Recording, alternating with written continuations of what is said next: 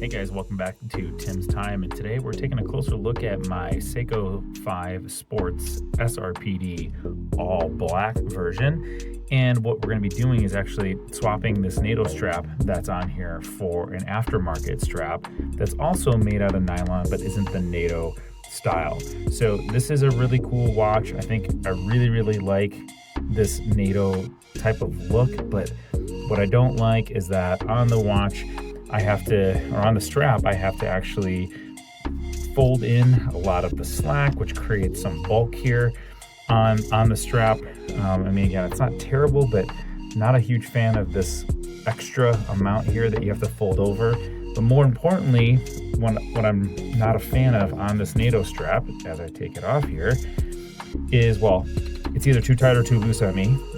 But what I really don't like is that beautiful exhibition case that you can see in there with the beautiful movement, the Seiko 5 movement, is completely covered. So when you have this NATO strap, it actually adds bulk, a little bit of bulk there, not a ton, but a little bit of bulk, and then you can't see what's behind there. So we're gonna swap the strap off of this beautiful piece here. And fun story about this one, I actually picked this up in Japan when I was traveling there with my wife and a few friends. And so this one actually has the Japanese characters for the day, which is really cool.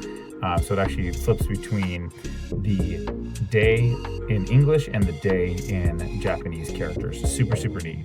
So we're gonna take the strap off of this and replace it with another great aftermarket strap that I picked up on Amazon. You guys can get the link in the description for this below, but it's basically the same looking nylon strap, but instead of it being one long NATO piece, we're gonna have two separate pieces, and it's quick release. It's gonna allow this to go in nice and easy on the watch, like so. So let's get into actually swapping out these pieces. So swapping out a NATO strap is actually super easy. First step is we're just going to pull the strap out of the slide bars that are on the main case. So let's just work our magic here on pulling the strap through. And it actually just falls out just like that. So the NATO strap sits on the watch like this. This part goes through, and the watch actually sits here on the strap. So strap is removed. Now we have the case, and yeah, look at that beautiful, and this watch actually has it in black on there, which I absolutely love. We have to be able to show this better, right? So the way that this works is that there's a spring-loaded bar in here, and you don't just use a normal fork tool to pull that out.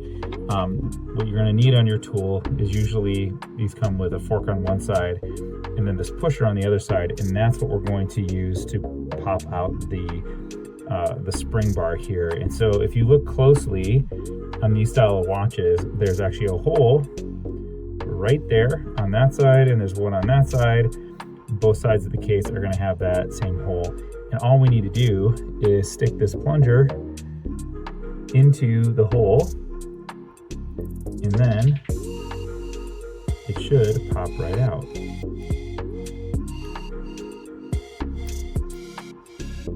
There's one, and let's try this one.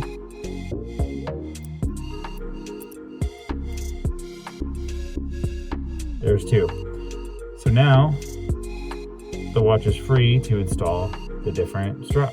Let's do that next.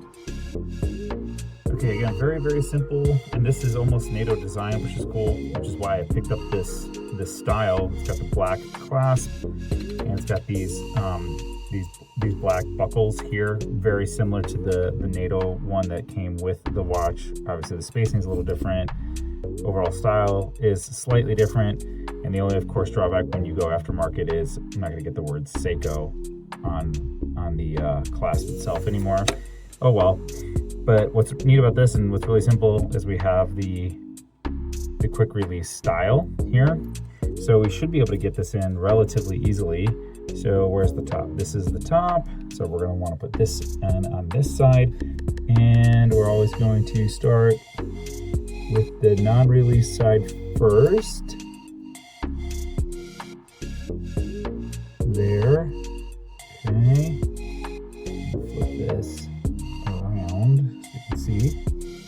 And then I pull the release button down. And then it's always just a matter of finding the hole. And there. Okay, that's in. Now let's switch to the bottom. Same thing. I'm going to always start with the non-release side first.